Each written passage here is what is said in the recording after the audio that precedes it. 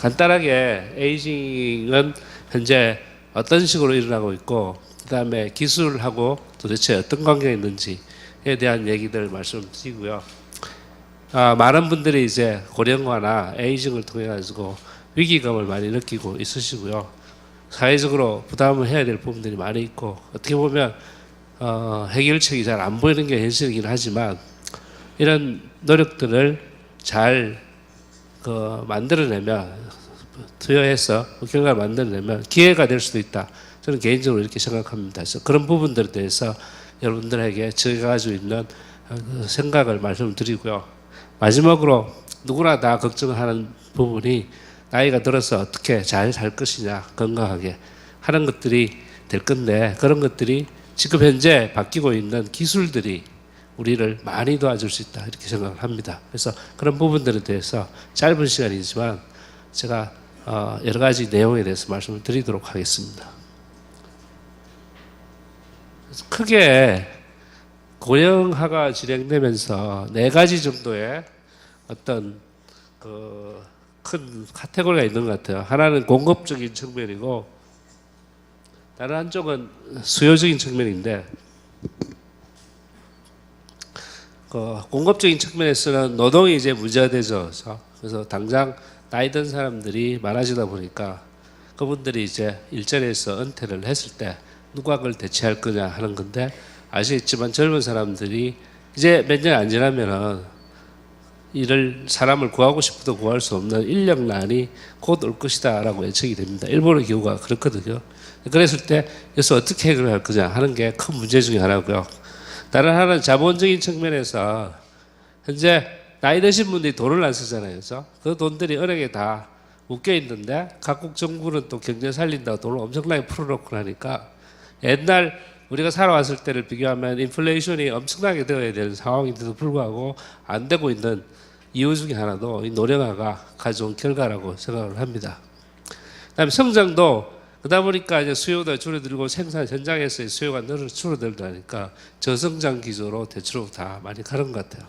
마지막으로 노인들이 되다 보니까 이제는 그렇게 많은 노인들이 한꺼번에 이 지구상에서 살았던 경험을 우리가 해본 일이 없습니다. 그런데 새로운 니드들이 많이 창출이 되는데 이런 니드들 하나하나가 어떻게 보면 기업으로서는 제품이나 어떤 서비스를 제공할 수 있는 기회가 되다 보니까 새로운 산업들이 많이 일어날 것이라고 생각을 합니다. 그래서 이런 부분들이 우리에게 주어지는 기회가 될 수 있고 이런 기회들을 잡기 위해서 기업이 제품이나 서비스를 개발한다면 우리의 노후 생활을 좀 더 편하게 할 수 있는 이런 상황들이 많이 만들어질 것 같습니다.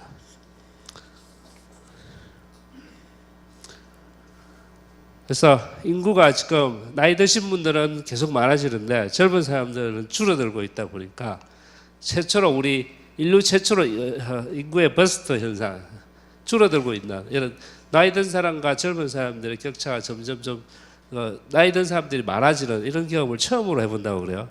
그래서 거기에다가 거시적 환경이 엄청나게 기술 아마 잘 아시겠지만 알파고 때문에 충격들을 다 같이 받았잖아요. 그렇지 않나요?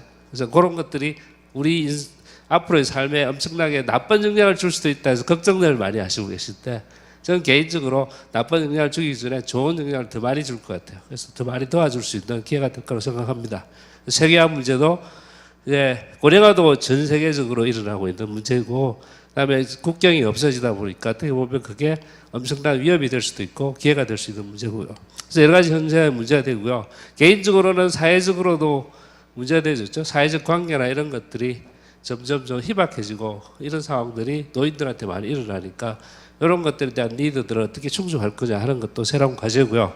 신체적으로 나이가 든 사람들이 많다 보니까 아무래도 물리적으로 도움을 많이 받아야 되는데 사람이 예전에는 가족들 손에서 해결이 됐는데 지금은 일본조차도 이제 좋은 요양원 들어가기 위해서는 기다려야 되는 이런 상황이 생긴답니다. 그래서 우리도 머지않은 장래에 그러면 누가 내가 불편한 몸들을 옆에서 도와주면서 제대로 생활을 할 수 있게 만들 것인가 하는 게 큰 걱정이 아닐 수 없습니다.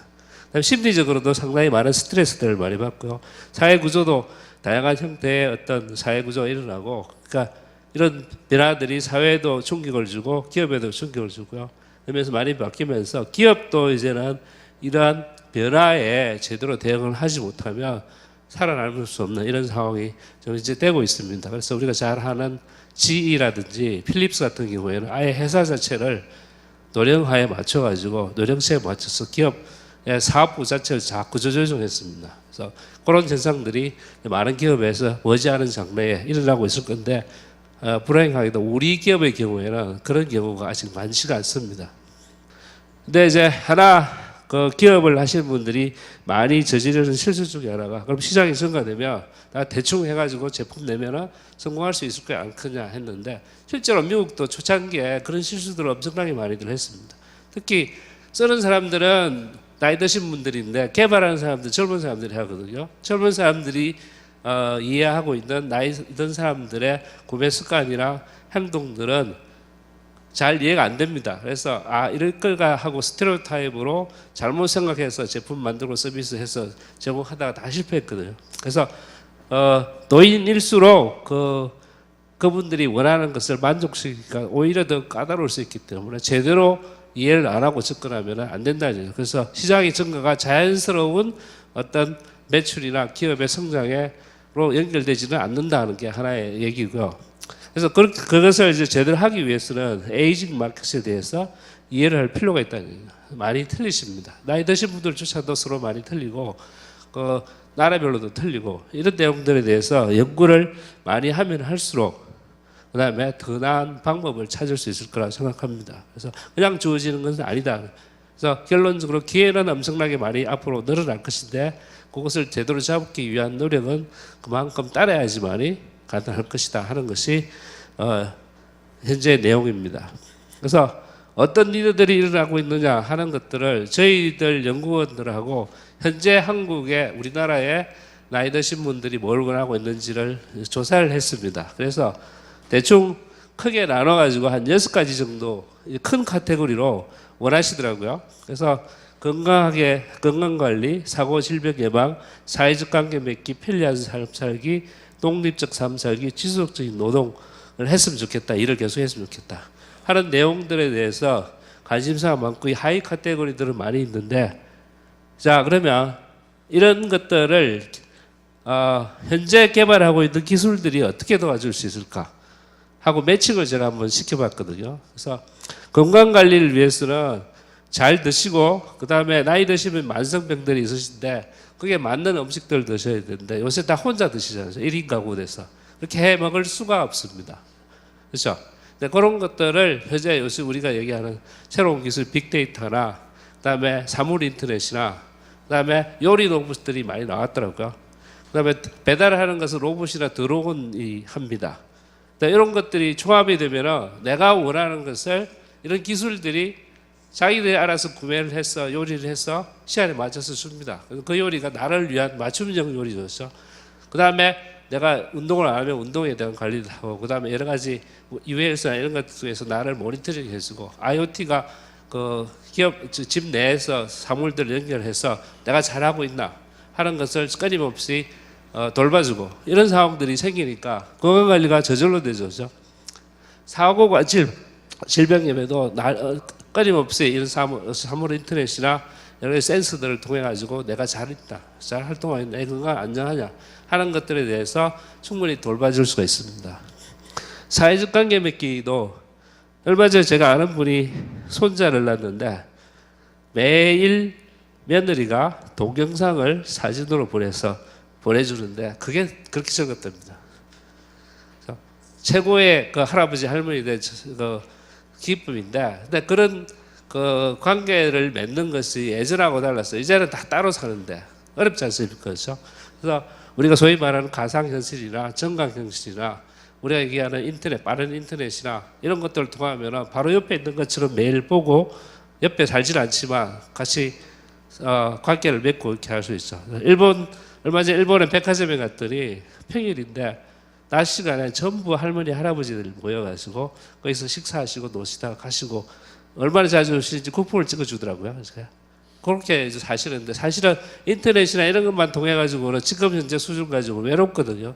근데 사회적 관계를 그런 기술들이 서로 끊임없이 같이 하면서 현실과 같은 형태로 도와줄 수 있으니까 기술이 그렇게 할 수 있는 거죠. 편리한 삶이라는 것은 예를 들어서 여러 가지 일을 하는 데 있어가지고 나이 드신 분들 제일 하기 싫은 게 요리하고 청소하고 밥하고 뭐 이런 거 다 싫어하시더라고요.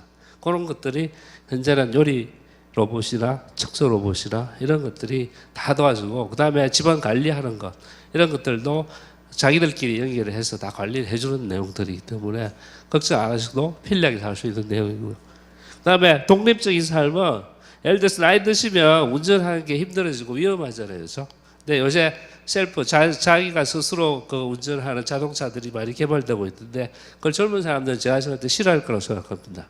운전하는 거 좋아하는데 나이 드신 분들은 위험하니까 그런 스스로 주행하는 자동차들은 노인들이 어디 가고 싶을 때 편안하게 모실 수 있는 이런 것들, 신체적으로 좀 문제가 되면 그 신체적인 것을 도와주는 로봇들이 현재 많이 개발되고 있는데 그런 것들이 우리를 도와줄 수 있을 거고요. 그다음에 지속적인 노동 같은 경우도 이제 나이가 들면 아무래도 반응 속도 늦고 눈도 안 보이고 척추도 아프고 힘도 없는데 어떻게 일을 계속 하느냐 하는데, 요즘 그 독일을 중심으로 인더스트리 4.0에서는 개별 작업대를 개별을 다 합니다. 예를 들어서 내가 통풍이 있어서 발이 시리면 그 작업대만 따뜻하게 온풍을 넣어줍니다. 그다음에 눈이 잘 안 보이면 저기 안경을 주고, 힘이 약하면 근력을 옆에서 도와주고, 작업 속도를 늦추지 않게 합니다. 그래서 나이 드신 분들이 오래 같은 작업을 했을 경우에는 경험도 있고 해서 별로 생산성이 안 떨어지는데 그런 것들을 통해서 계속 유지시켜주면 택배나 이런 거 안 하시고 그 자리 그 일을 계속 하셔도 된다는 거예요. 그다음에 기업으로서도 필요한 게, 이제는 일본만 해도 구인난 젊은 사람들이 없습니다. 구할 수가 없는데 그러면 어떻게 생산을 하느냐 하는 거예요. 그런 것들이 나이 드신 분들이 현장에 있으면서 그런 기술의 도움을 받아서 생산성을 안 떨어뜨리면 구태여 기업으로서도 반대할 이유가 없으니까. 그래서 그런 내용들이 BMW나 이런 자동차 현장에서 현재 일어나고 있고 많은 것들이 준비가 되고 있기 때문에 가까운 장래에서는 나이 드신 분들이 해가지고 눈치 안 보고 똑같은 더 나은 생산성을 할 수 있다는 얘기죠. 그래서 기술들이 우리가 노인들이 나이 들어서 원하는 삶들을 할 수 있게끔 도와주는데, 그런 것들이 제대로 되어주면 하나하나의 제품이 되고 하나하나의 산업이 될 수 있다는 거예요. 그래서 마지막으로 제가 드릴 내용은 에이징과 4차 산업혁명을 이끄는 기술이 잘 만나면 기회가 됩니다. 신성장 동력. 그래서 기술 개발을 했는데 지금 IoT고 사물 인터넷이고 돈을 엄청 들여서 개발하는데 지금 현재 들어오는 수입이 없습니다. 실제로. 이런 것들이 어떻게 적절하게 노인시에서 노인을 위해서 활용이 되어 줬을 때 그때 아마 새로운 기회가 될 거라고 생각하고요. 그 다음에 하나 더는 우리가 이제 한 5천만 명 정도 인구가 대한민국에 사는데 주변이 전부 다 고령화가 일어나고 있는 상황들입니다. 그래서 여기서 성공 모델 테스트 베드로 한국을 써서 성공 모델만 만들어지면 그 모델 자체가 가까운 일본, 중국으로 가고 그 다음에 유럽으로 가고 미국으로 가고 이렇게 새로운 성장을 한번 해볼 수 있는 큰 기회가 우리한테 주어질 수 있다고 생각하고요. 마지막으로 노후 생활인데 그거 다 좋은데 나한테 뭐가 좋으냐? 에이징 애톰이 이제는 가능해질 것 같아요. 그래서 대부분의 분들이 이제는 나이 들면 난 실버주택 가야지 말씀하시지만 내면을 들여다보면 그래도 자식하고 살았어요. 집에서 살았어요. 집에서 사는 게 에이징 애톰인데 미국 사람들조차도 95%는 내 집에서 그냥 살다가 갔으면 좋겠다.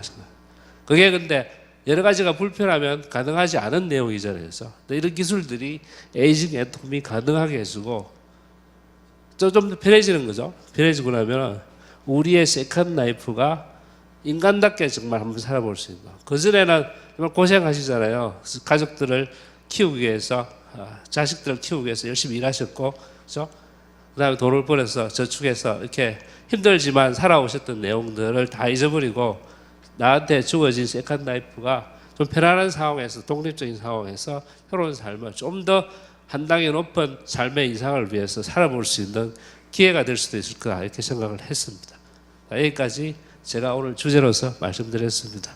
감사합니다.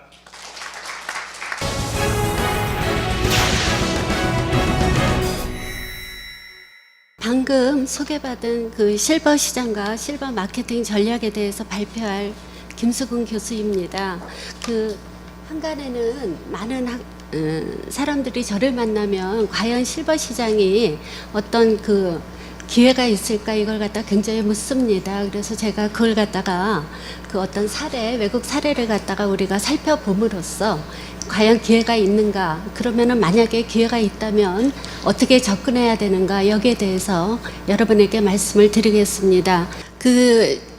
우리가 이제 이 표를 갖다가 한번 여러분이 이렇게 살펴보시면은요, 그 수명 주기, 그래서 그 인간의 수명 주기는 대개 이렇게 이제 난자에서 이제 태아, 그 다음에 이제 그 아기가 탄생이 되고요, 그 다음에 어린이 단계를 갖다 거쳐서 청소년, 그 다음에 이제 그 어른 단계를 거치고 그 다음에 세계의 마지막을 갖다 우리가 노인이라고 합니다. 그러고 나서 이제 죽음을 맞이하겠죠. 그래서 이걸 갖다가 휴먼 라이프 사이클 수명주기라고 할 수가 있는데요. 그 마지막 단계인 이렇게 노인에 대해서 우리가 중요한 논점이 요새 굉장히 최근에 논점이 부각되고 있습니다. 그래서 여기에 왜 그런가, 그 이유가 뭔가, 여기에 대해서 세 가지로 좀 살펴보겠습니다. 이거 인구 주택 총조사를 갖다 보면은요, 그 제일 초록색으로 나온 게 우리가 유소년 인구를 갖다 얘기합니다. 점점 줄어들고 있죠. 그 다음에 이제 중간이 생산 연령 인구인데 이것도 지금 감소하고 있습니다. 그렇지만 회색으로 나타나 있는 고령 인구는 이렇게 지금 점점 증가하는 걸로 이렇게 나타나 있죠. 그래서 이걸 갖다가 구체적으로 우리가 살펴를 보면은 대개 그 2030년을 갖다 정점으로 해서 한국 인구는 줄어든다고 얘기를 갖다 합니다. 그 대신 65세 이상 노년 인구는 이렇게 계속적으로 증가하는 걸로 이렇게 나와 있습니다. 근데 이게 한국의 그 노인 인구가 증가하는 것이 한국의 어떤 상황만이냐, 그게 아니라 전 세계적으로 우리가 나타나고 있는 고령화 현상이라고 볼 수가 있습니다. 그래서 2060년에 65세 이상 비중을 갖다 살펴보면은 40%, 한국 경우는 40%, 그 다음에 세계는 17.6%, 그래서 우리가 14%가 넘었으면 우리가 고령 사회라고 얘기를 합니다. 늙은 사회라고. 그래서 전 세계도 점점 이렇게 늙고 있다, 이런 걸 갖다 우리가 볼 수가 있겠습니다. 그 2060년에 이렇게 보면은 이제 그 세계 인구는 증가하고 있는데 한국 인구는 지금 감소하는 걸로 나타났어요. 그래서 예상을 갖다 하면은 2060년에 세계에서 가장 늙은 나라는 한국이다, 이런 예상을 갖다가 하고 있습니다. 그 다음에 이제 세 번째 우리가 이렇게 중요한 논점이 부각되는 거는 노인이 증가하고, 그 다음에 이게 전 세계적인 현상인데 거기에 베이비 부머 세대가 이제 고령층으로 이제 들어가게 되는 거죠. 그래서 여러분 그 태어난 것도 붐이었는데 이제 노인으로 되는 사람들이 붐처럼 이제 들어가는 거죠. 그래서 이 사람들은 기존의 어떤 노인연층과 다른 어떤 특성을 갖다 가지고 있습니다. 그 다음에 그 굉장히 태어난 사람이 많기 때문에 노년층으로 편입되는 인구수도 그만큼 증가한다고 볼 수가 있죠. 그래서 이 베이비 부모는 그 나라별로 우리가 다른데, 여기 보시면은 이제 한국 같은 경우에는 태어난 연도가 다릅니다. 5에서 63, 그 일본 같은 경우는 47에서 49, 그 다음에 미국 베이비 부모는 되게 46에서, 그 다음에 64년에 태어난 사람들을 얘기합니다. 그래서 이 베이비 부모가 그 고령층으로 편입이 됐다. 그래서 우리도 그 지금 이제 한국의 베이비 부모는 712만 명이다, 이렇게 얘기를 하는데 기존의 노년층이 600만 명으로 보고 있죠. 그래서 그 베이비 부모를 포함한 실버층들은 대개 1,300만 명이다, 이렇게 얘기를 합니다. 그렇게 보면 그 한국 전체 연령으로 볼 때 전체 시장의 4분의 1을 갖다가 지금 이제 실버층들로 구성돼 있다, 이렇게 볼 수가 있겠습니다. 그 한국의 베이비 부모를 이제 구체적으로 이렇게 나타냈는데요. 여기에서 그 1인당 국민소득이 굉장히 이제 65세 출생연도에 65달러에서 굉장히 그 늘어난, 이렇게 소득이 늘어난 이런 연도를 갖다 볼 수가 있습니다. 그래서 경제 그 발전의 주역으로서 역할을 했구나. 그러니까 굉장히 못 살다가 잘 산 그런 어떤 시대적인 환경을 갖다가 잘 경험을 했구나, 이런 걸 갖다 미루어 짐작할 수가 있습니다. 그 다음에 베이비 부모의 그 평균 그 학력을 보면은 고졸 이상에 있고, 그 다음에 자기 집이 있고 아파트에서 많이 살고 있다, 이걸 갖다 볼 수가 있습니다. 그래서 그 실버 소비자는 그 노화 과정에서 이런 변화를 갖다 경험한다. 그래서 불편함과 부족함을 갖다 느끼게 되고 욕구가 발생하는데 기업의 입장에서는 이 시장에 대해서 자기네가 목표를 갖다 달성하려면은 이런 다양한 목표를 갖다 파악해야 되고 그다음에 이에 적합한 마케팅 전략을 갖다 수립해야 된다 이렇게 볼 수가 있다는 거죠. 그래서 여기 보시면은 이거는 한 예인데요. 어떤 신체적인 변화에 대한 어떤 노화에 따른 신체적인 변화에 대한 걸 갖다 구체적으로 나타낸 겁니다. 그래서 귀 같은 경우에는 우리가 그 감각세포가 그만큼 신경, 감각세포가 그만큼 감소하기 때문에 세포 감소로 인해서 보청기를 갖다 우리가 사용하게 되죠. 그다음에 눈도 어때요? 망막에 그 근육의 둔화에 의해서 우리가 또 돋보기를 갖다 쓰게 되죠. 그래서 거기와 관련돼서 한번 이렇게 나타낸 겁니다. 그런데 문제는 핵심이 되는 그 실버 고객층에 이게 과거부터 이어진 시장이었다면 거기에 대한 많은 어떤 전략이나 또는 어떤 접근 방법이 있었을 겁니다. 근데 그게 아니었거든요. 과거는 그런 그 시장이 없었거든요. 그러니까 기업의 입장에서 볼 때에는 실버층에 대해서 정보가 이걸 어떻게 해야 되는가 그 정보가 이렇게 이제 접근의 어떤 첫 단계를 갖다가 할 수가 있겠는데 정보가 굉장히 부족하고 어떻게 접근할 것인가에 대한 지식이 굉장히 부족하다는 거죠. 그래서 새로운 시장은 창출되고 있지만 이게 쉽지는 않다. 그러면 더군다나 이제 우리나라 같은 경우에는 초기 상태이기 때문에 수익성이 있을지 여부도 어때요? 판단하기가 굉장히 어렵다. 그다음에 이제 산업별로 그 대답은 다를 것이다. 그러면 어떻게 해야 되느냐? 그래서 제가 주제로 먼저 실버 산업에 진출한 해외의 실버 산업 사례를 갖다가 살펴봄으로써 이 대상으로 한 산업의 기회가 있을지 이 여부를 갖다가 우리가 파악할 수 있겠다 이렇게 얘기를 갖다가 할 수 있겠습니다. 먼저 실버 산업의 영역을 보면은요 이렇게 연령에 따라서 우리가 다양한 어떤 거기와 관련되는 산업 활동이 나타날 수가 있습니다. 비즈니스 유형이 나타날 수 있다는 거죠. 먼저 세계 가장 실버층으로 노인국가로 유명한 일본의 사례를 갖다 우리가 한번 살펴보겠습니다. 일본 같은 거는 2006년에 초고령 사회 20%를 넘어서면서 초고령 사회에 진입이 됐다. 그 다음에 65세 이상이 2015년에 3천만 명을 넘었을 것으로 이렇게 얘기를 갖다 하고 있습니다. 여기도 마찬가지로 베이비 부머 세대를 갖다 신고령층이라고 얘기를 합니다. 그래서 이 사람들의 어떤 특성을 갖다 살펴보면 기력이 있고 체력이 있고 재력을 가지고 있고 그 다음에 디지털을 갖다가 이렇게 가능하게 다루는데 가능하다. 그 다음에 여기에서 과거의 고령사회와 차별화된 어떤 성향을 가지고 있다. 다양한 가치관을 갖다가 가지고 있다. 이렇게 볼 수가 있고 또 이제 건강하단 말이죠. 행동력으로 보이는 것이 특징이다. 이렇게 볼 수가 있어요. 그래서 여기와 관련돼서 이러한 어떤 베이비 부머 세대와 관련돼서 지금 활동하고 있는 또 제품이나 서비스 이걸 갖다가 지금 사례로 살펴보도록 하겠습니다.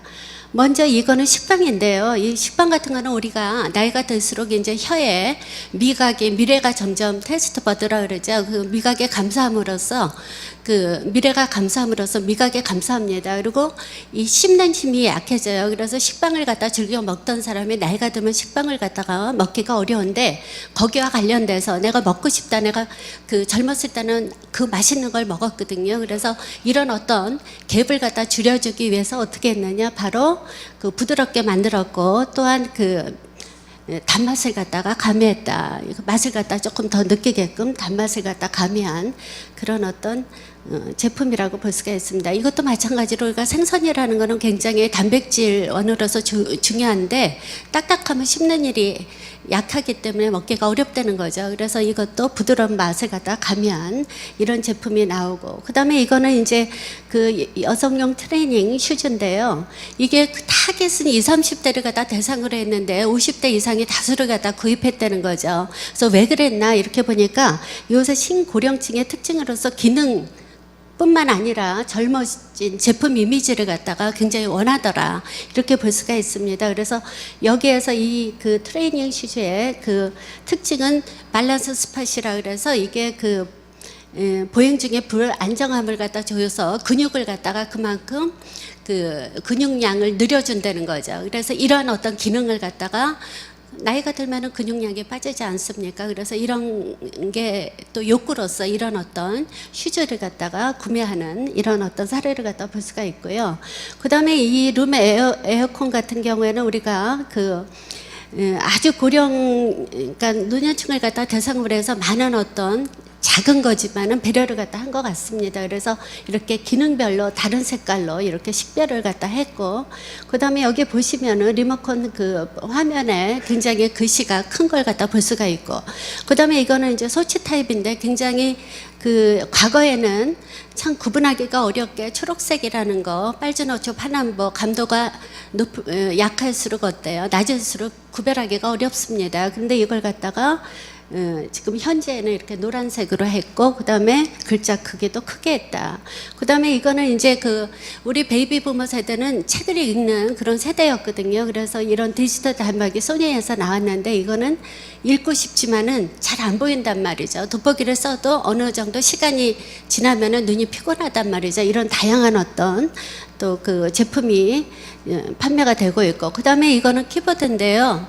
그 색깔을 갖다가 자음과 모음을 갖다 달리한 이런 어떤 또 그 키보드를 갖다 판매를 하고 있고, 그 다음에 이거는 약물 운반 로봇입니다. 그래서 고령화가 가속이 되면은 그만큼 노년층이 많아지게 되면은 이제 노동력 게 문제가 생기죠. 그래서 이거는 시설에서 이런 어떤 노동력을 갖다 보완하는 하나의 어떤 방법으로서 이런 걸 갖다가 지금 개발을 해서 사용하고 있다, 이렇게 볼 수가 있고, 유언장 키트도 마찬가지입니다.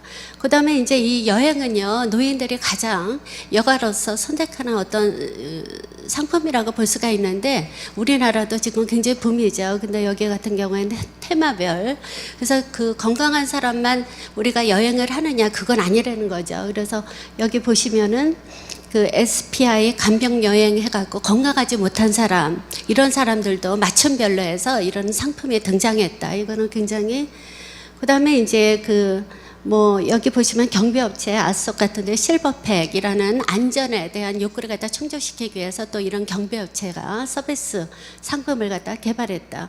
리폼 같은 거는 에이징 프레이스라 그래서요, 사람이 자기가 살던 곳에서 계속적으로 삶을 갖다 죽을 때까지 있기를 원합니다. 그래서 우리 리폼 산업, 지금 주택개조라 그러죠. 이거는 굉장히 활성화가 지금 일본에 되고 있는데 한국도 그럴 것 같습니다. 그 다음에 이제 대기업과 관련돼서 IT 대기업과 관련돼서 지금 실버 세대와 지금 실버층과 관련돼서 이런 어떤 사업을 갖다가 또 고려할 수 있겠다. 그래서 사례를 갖다 한번 넣어봤습니다. 미국 같은 경우에는 지금 7,700만 명, 우리 베이비 부모 세대가 7,700만 명인데요. 근데 여기 보시면 2030년에 20%가 됩니다.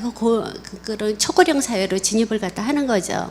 그래서 미국 같은 경우에는 여러분이 많은 사례를 갖다 봤을 텐데 제가 빨리 지나가도록 하겠습니다. 이건 선시티, 주거, 실버타운의 대표적이죠. 그리고 홈인스테드, 이건 건강한 사람들을 갖다 대상으로 한 서비스라고 볼 수가 있고, 그 다음에 커브스나 다커스, 화장품, 펭귄 출판사에서는요, 우리 아까도 얘기했지만 베이비 부모 세대는 책을 갖다 읽었던 세대거든요. 책을 읽었던. 그래서 책을 갖다 볼 때 글자 크기가 클수록 유리합니다.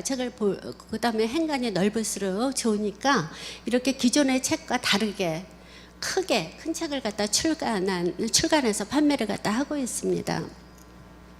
그 다음에 시니어넷, 그 다음에 닌텐도이, 이거는 우리나라에서도 굉장히 글로벌하게 이렇게 화제가 됐던 그런 제품이죠. 그 다음에 이제 자전거 타기는 굉장히 근력을 갖다 유지하는데 좋다 그러는데, 노인들이 자전거를 갖다 타기는 굉장히 어렵습니다. 그래서 이 전기 자전거, 이런 장치를 갖다가 달므로써 가능하게 해갖고 그만큼 근력을 갖다 키우는데 이런 어떤 제품도 등장을 갖다 하고 있습니다.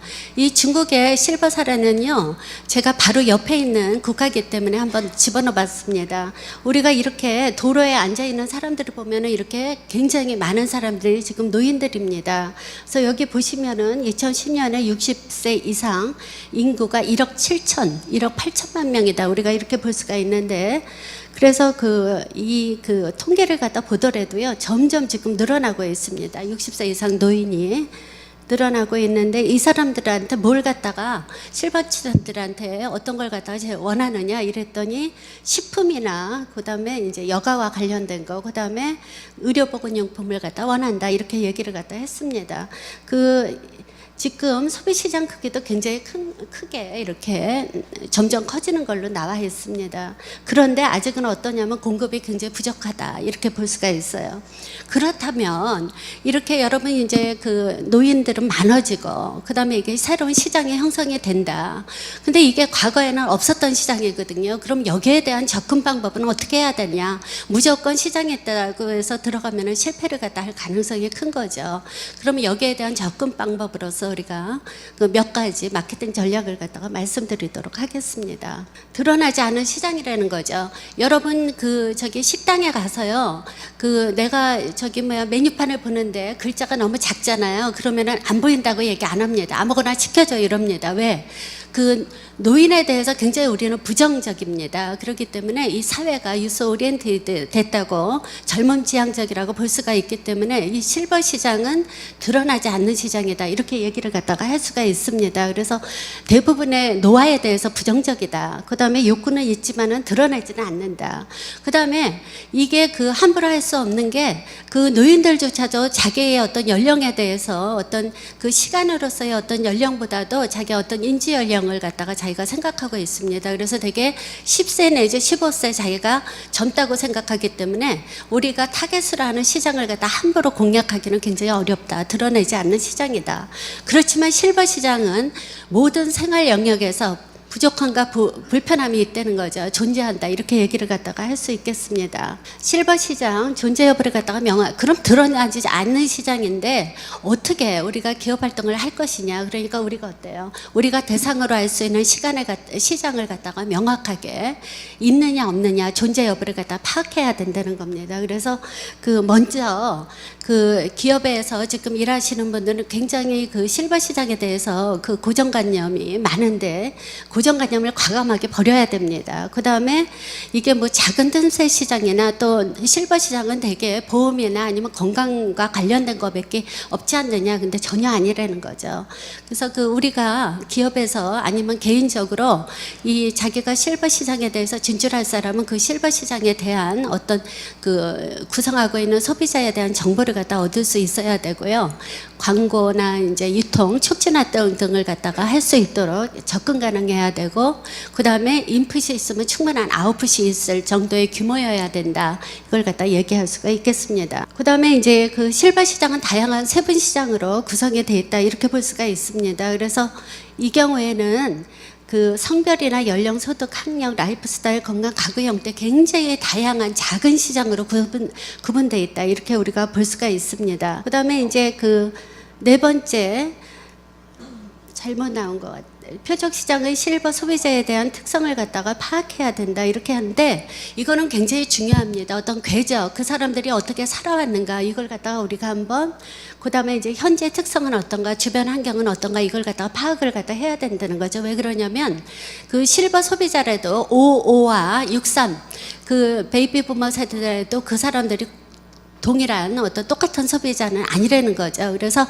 그 다음에 또 오늘의 소비자가 또 내일의 어떤 소비자가 꼭 실버 소비자 같지는 않다는 걸 얘기를 갖다 한 겁니다. 그 다음에 이제 실버 시장의 분명한 혜택, 이거는 기업의 입장에서는 당연한 거죠. 그래서 이 불편함이나 부족함을 갖다가 충족시킬 갭을 갖다가 메꿔줄 그런 어떤 혜택을 갖다가 혜택의 어떤 제품이나 서비스를 생산해야 되고 그걸 갖다가 이제 어필 포인트로 삼아야 된다. 이런 얘기입니다. 그 다음에 이제 실버 시장 기회는 전 세계적인 추세다. 이렇게 볼 수가 있습니다. 그래서 여기서 보시면은 2010년에 벌써 글로벌 메가 트렌드로 정착이 됐다. 이렇게 얘기를 합니다. 그래서 사례로서 우리가 닌텐도 위를 갖다가 이렇게 볼 수가 있는데요. 그래서 제가 이게 지금 이제 여기 계신 분이 105세 할머니가 92세 할머니입니다. 그래서 이게 그 일본에서 아나운서 이 105세 할머니와 92세 할머니가 지금 아나운서 어떤 프로를 갖다 하는 걸 갖다 찍은 사진인데요. 이분들은 그 자기가 원하는 그 노년이 돼도 자기가 원하는 어떤 일을 함으로써 굉장히 행복했을 거라는 생각이 듭니다. 그러면서 제가 그 노인이 행복해야 그 좋은 나라가 아닌가. 그러니까 우리가 노인을 갖다 행복하기 위해서 기업이나 개인이 이 시장을 대상으로 해서 활동하면은 서로들 좋은 어떤 결과가 나오지 않을까 이런 생각을 하면서 강의를 마치도록 하겠습니다.